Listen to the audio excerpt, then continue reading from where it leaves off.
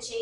સમાચારની વાત કરીએ તો તાંદળજામાં આવેલ બેસલ સ્કૂલમાં 500 જેટલા વિદ્યાર્થીઓની હાજરીમાં ડ્રગ્સ અવેરનેસ પ્રોગ્રામ કરતી વડોદરા શહેર એસઓજી માનનીય પોલીસ કમિશનર અનુપમસિંહ ગેહલોત સાહેબની સૂચના મુજબ આજના યુવા ધનને ડ્રગ્સના નશાના રવાડે જતા અટકાવવા સારું અને વડોદરા શહેરમાંથી ડ્રગ્સના દૂષણને દૂર કરવા સારું આપેલ સૂચનાના આધારે એસઓજીના પોલીસ ઇન્સ્પેક્ટર વીએસ પટેલનાઓ દ્વારા અવારનવાર વડોદરા શહેરમાં જુદા જુદા વિસ્તારોમાં આવેલ સ્કૂલ કોલેજના વિદ્યાર્થીઓમાં નશીલા પદાર્થો વિશે અવેરનેસ લાવવા તથા આવા નશાનું સેવન ન કરે અને સમાજમાં જાગૃતિ ફેલાવવા સારું ડ્રગ્સ અવેરનેસ પ્રોગ્રામ કરવામાં આવે છે।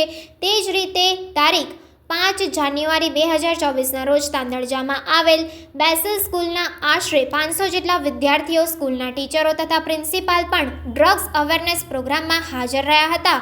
આ પ્રોગ્રામમાં ડ્રગ્સ અવેરનેસ, શોર્ટ ફિલ્મ અને ડ્રગ્સના સેવનથી થતા નુકસાનો તથા વિદ્યાર્થીઓને ડ્રગ્સ વિશે થયેલ પ્રશ્નોની ચર્ચા પણ કરવામાં આવેલ।